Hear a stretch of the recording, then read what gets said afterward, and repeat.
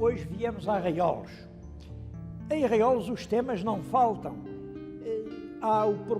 Aos paios de Arraiolos, aos tapetes de Arraiolos, aos condes de Arraiolos, às noivas de Arraiolos. Bom, e nós vamos falar de tudo isso, naturalmente, de cada coisa por sua vez. Mas antes disso, queria que dessem o olhar neste quadro que fica por detrás de mim. É uma vista de Arraiolos aqui há 50 anos, tal como havia o pintor Dordio Gomes. Toda a pintura à volta da sala, que é a sala nobre da Câmara Municipal de Arraiolos, é Dordio Gomes. E eu acho que vale a pena apontar este exemplo. Uma Câmara Municipal incumbe um grande pintor, filho da sua terra, de decorar o seu salão nobre. O Guia de Portugal foi publicado em 1927. Começa as informações sobre Arraiolos, dizendo que já existia na Idade Média. Depois teve o primeiro foral dado por Dom Manuel em 1511, e é engraçado que ainda hoje este foral está aqui na Câmara, pode ver-se. E depois acrescenta: importante indústria de carnes ensacadas e fumadas, paios de Arraiolos. Na minha infância eram famosos os paios de Arraiolos. Aliás, brincava-se quando uma pessoa se chamava paio, fazia-se logo o trocadilho, paio de Arraiolos, porque paio é nome de pessoa. É como José ou António, havia muita gente chamada paio. Paio vinha de Pelágio. Pelágio, Pelaio, Paio, Paio. Reparem como é curioso, hoje já ninguém se chama paio, mas há muita gente chamada pais, que quer dizer filho de paio. É muito corrente o apelido Sampaio. Sampaio, que era o São Paio, um santo muito popular na Península Ibérica. E como paio era um nome de gente do povo, um nome de gente simples, chamava-se a carne ensacada, que os pastores metiam nos seus bornais e com que andavam lá meses no campo, chamava-se-lhe o paio. Paio, como paios eram eles, coitados, ou não seriam. Hoje já quase não há paios em Arraiolos. Não imaginam a dificuldade que eu tive em encontrar, mas encontrei. Um paio feito aqui. Cá está ele, o famoso paio de Arraiolos. Isto eu mostro-o porque faz parte daquele tipo de artesanato que não se podia manter com o progresso.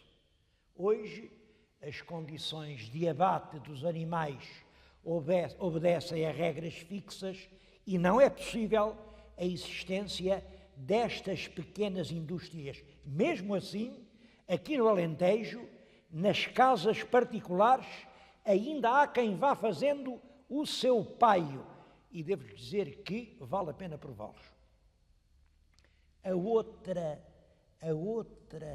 forma de artesanato típico daqui, de que o Guia de Portugal faz menção, são os tapetes de Arraiolos.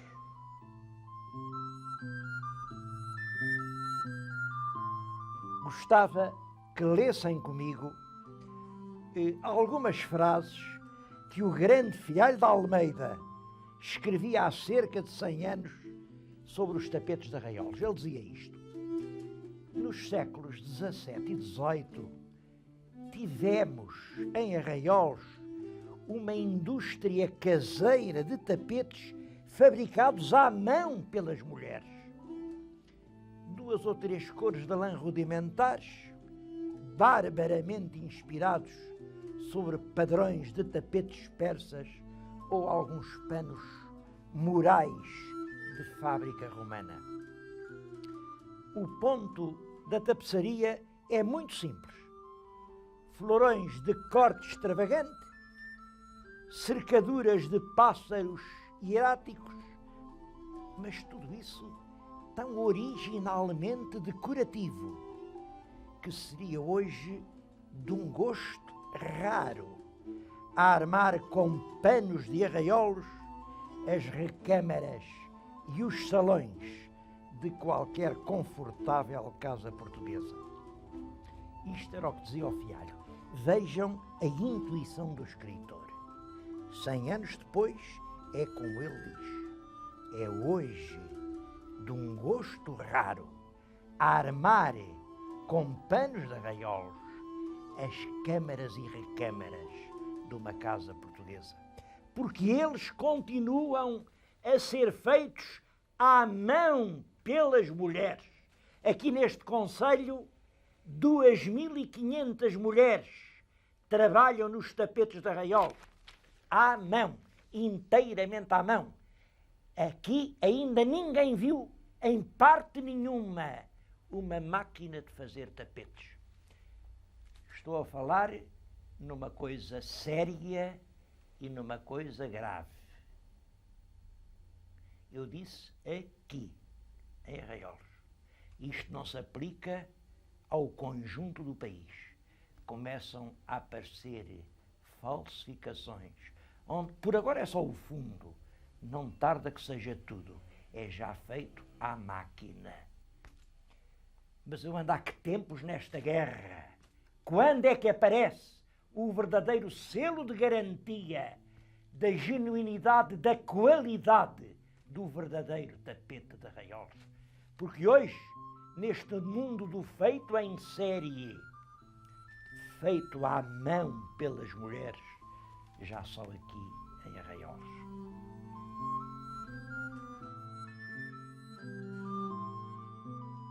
Bom, mas é claro que isso de lindos tapetes, móveis, candelabros, molduras, imagens, gravuras, toda essa encantadora arte da casa está-se a perder.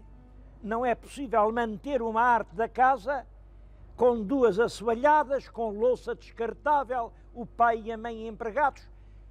Apesar disso, são coisas de que a gente gosta, de que toda a gente gosta, toda a gente quer ver. É preciso conservar em Portugal a arte da casa. E o lugar são exatamente estes espaços de reunião e de convívio coletivo. Vim falar-lhes numa pousada em construção. Este é o convento dos Loios, aqui em Arraiolos, e estão agora aqui a instalar uma pousada. Este lugar tem a ver com uma lenda, com a lenda da sempre noiva. Aqui, antes de haver o convento, chamava-se a Quinta do Paço, porque este era o paço do Conde de Arraiolos. E o Conde de Arraiolos tinha aquela filha lindíssima, aquela Beatriz de Castro, que deixou após si uma lenda de amor e sofrimento. Se em Portugal houvesse fantasia, não duvido que esta pousada se chamaria Pousada da Sempre Noiva. Bom, mas não é para pôr numa pousada que eu estou a falar.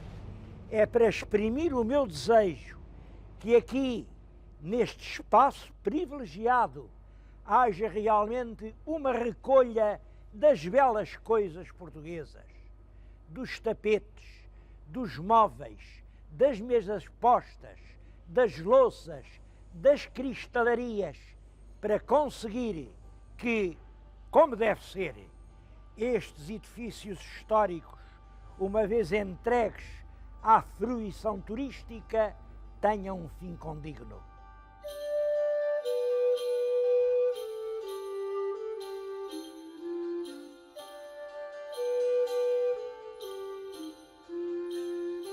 Eu agora vou dizer uma coisa que vai desagradar a muita gente. Há aqui no Alentejo uma espécie de ditado que é assim. Epá, és como a noiva de Arraiolos, nunca mais estás pronto. Como a noiva de Arraiolos, nunca mais está pronto.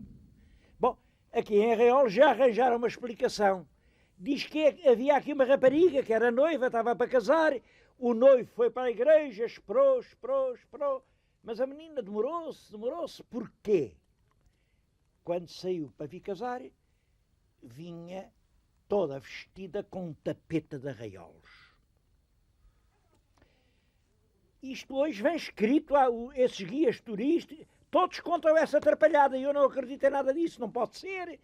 Vocês já viram alguém vestido de tapete? A verdade é esta. O ditado é este: nunca mais estás pronto.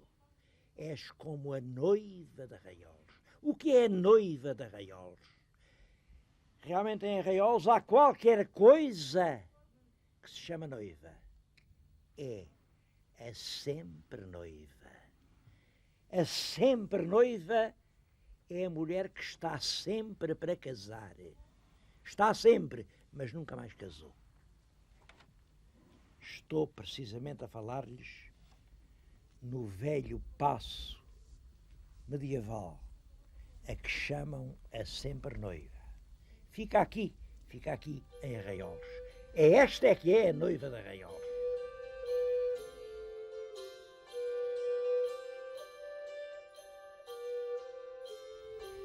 E tudo isto, há poucos anos, era uma ruína humilhante.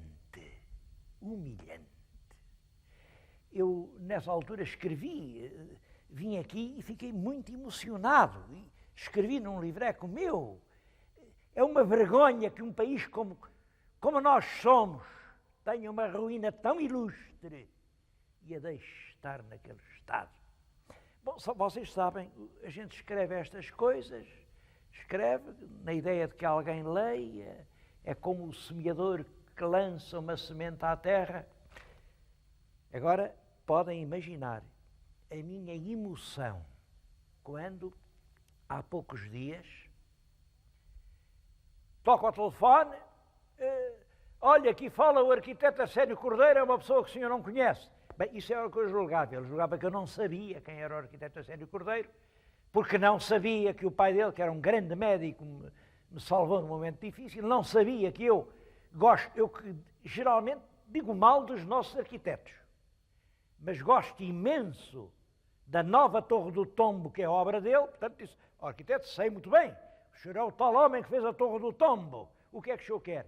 É para lhe dizer que eu li o seu apelo para salvar a sempre noiva. Estou a tentar fazer o possível.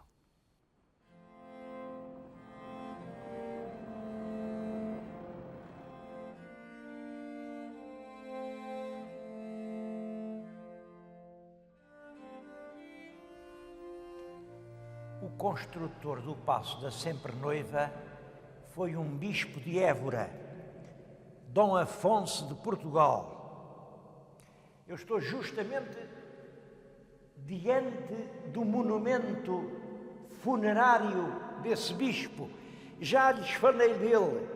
Lembram-se quando passámos em Ourém?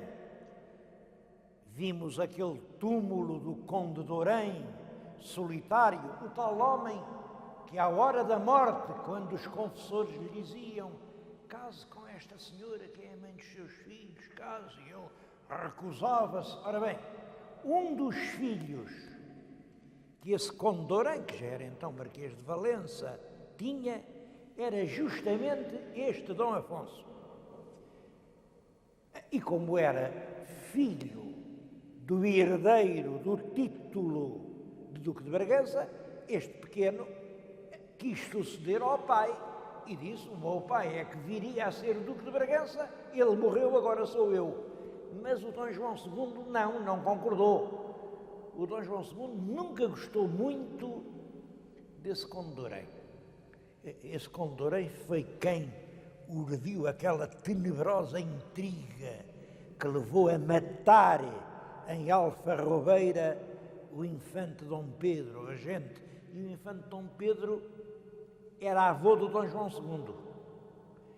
Por isso Dom João II nunca gostou daquela gente e não deixou o rapaz ser sucessor do título do pai. Disse, não, o menino vai receber ordens eclesiásticas. E foi assim que ele chegou a bispo de Évora. O que está aqui escrito, eu penso que na imagem não se lê bem, diz assim: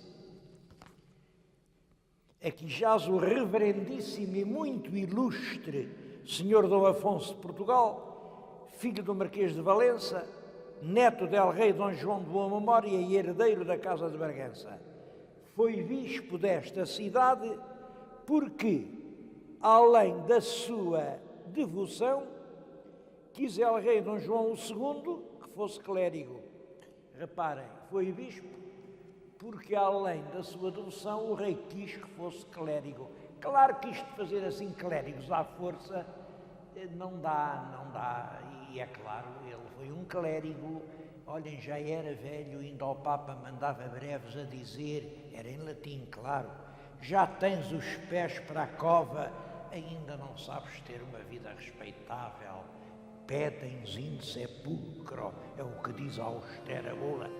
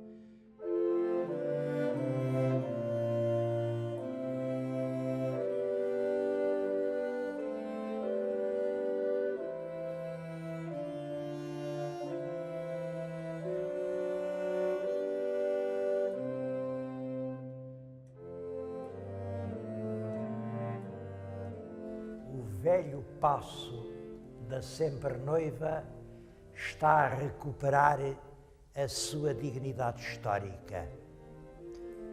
É um paço com uma história simples, uma torre medieval, é que no tempo do Condestável, talvez o próprio Condestável, juntou uma ermida devota e onde um século mais tarde um bispo bem instalado em Évora construiu um palácio manuelino. Portanto, 3 tempos: o tempo de Dom Dinis, o tempo do Condestável e o tempo do bispo de Évora. Eu estou a falar-lhes hoje junto de uma lareira manuelina, uma lareira recuperada. É uma sala feita no interior da torre medieval. E é com emoção que lhes estou aqui a falar da sempre noiva. Claro que eu não sei quem foi a sempre noiva. Quem vier dizer, eu sei, foi assim, foi assado. O que lhes posso dizer é que o primeiro conde de Arraiolos teve uma filha que toda a vida foi noiva. Era uma mulher lindíssima, ela era sobrinha da linda Inês, da rainha Inês de Castro. Primeira vez marcaram-lhe o casamento com o conde de Maiorgas, é o próprio mestre Davis, que em pleno cerco de Lisboa lhe leva a mula branca pela arriata para as bodas, só que havia peste no arraial castelhano e o noivo morreu nessa mesma noite. Depois, marcaram-lhe o casamento com um alto fidalgo, filho do conde de Guigon. Mas o conde de Guigon, por causa dela, atraído, tinha vindo lutar pela causa portuguesa, vestiu as armas do mestre Davis e morreu esmagado pelas pedras num assalto no cerco de Alenquer. viúva pela segunda vez, e ainda antes de conhecer o marido. Aí é o próprio mestre que intervém. O mestre gostava muito dela. Há um documento em que o mestre estabelece quanto ganham as damas. As damas do paço têm cada uma 150 libras por mês. Aquela não tem 150, tem 1000. E o rei dizia que é porque era mais fidalga que as outras. Eu não sei se era por ser mais fidalga, se era por ser tão bonita. E aí é o próprio rei que resolve casá-la. Casá-la com o principal fidalgo que havia em Portugal. Nem mais nem menos que com Nuno Álvares Pereira. Reparem, é a filha do primeiro conde de Arraiolos que vai casar com o segundo conde de Arraiolos, que é o próprio Nuno Álvares Pereira. Mas Nuno Álvares tem a obsessão da castidade. Casar está bem, porque a Santa Igreja manda, mas uma mulher daquelas, meu Deus... E Nuno Álvares foge, desaparece, corre do paço. Ele não quer pecar, ele quer ser puro e límpido, como a própria espada do Galás. O noivo fugiu e a noiva não casou. Então é ela quem escolhe o namorado, escolhe no paço um rapaz bem apessoado, conselheiro del rei, moço do futuro. Namora-se, ele vai lá por casa, à tarde, se entra à noite, sai de manhã, vão dizer ao rei, o rei não gosta, e diz, pá, isso não pode ser. Então, que história é essa?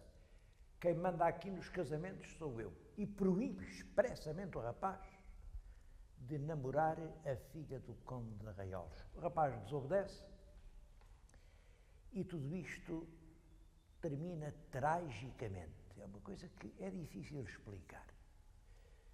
Mas o rei devia gostar muito daquela mulher, porque mandou que o namorado fosse queimado vivo numa fogueira que acenderam no Rocio. Aí, Beatriz de Castro desaparece para sempre.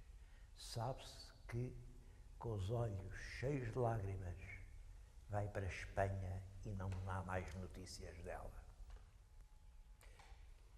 Meus senhores, eu não posso garantir que este lugar se chama hoje da sempre noiva por causa dessa mulher que foi noiva toda a vida e nunca chegou a casar. Se alguém tiver uma melhor história, que a conte. De qualquer forma, acho que essa era uma história que merecia ser contada.